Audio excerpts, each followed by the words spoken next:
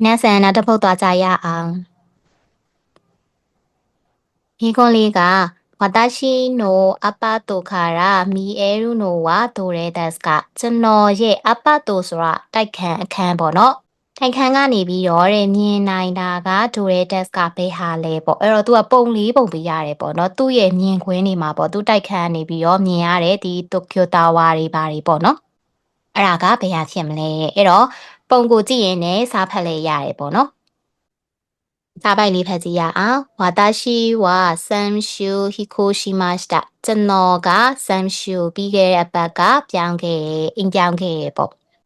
အတာရရှိအပတ်တုခါရာအီရိုမီယေမတ်တိုက်ခန်းအသက်ကနေပြီးတော့တဲ့အီရိုအမျိုးမျိုးမြင်နိုင်တယ်ပေါ့တို့ခုနီရှာမကမီယေမတ်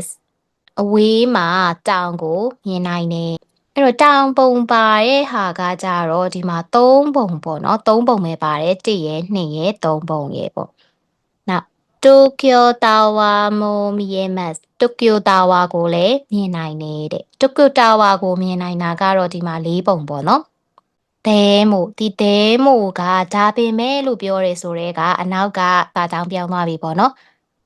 東京タワーの前に高いビルがたくさん並んでいるので全部は見えません。東京タワーရဲ့အရှိမ高いမြင့်တဲ့ဘီယူအဆောက်အဦတွေကたくさんအများကြီး並んでいるので並んでいるဆိုတော့တန်းစီနေတာပေါ့အဲ့တော့တိုကျိုတာဝါရဲ့အရှိမမြင့်မာတဲ့အဆောက်အဦတွေကအများကြီးစီတန်းနေရဖြစ်တဲ့အတွက်ဇန်ဘူးဆိုတာအားလုံးပေါ့မီယေမဆန်အကုန်လုံးမမြင်ရဘူး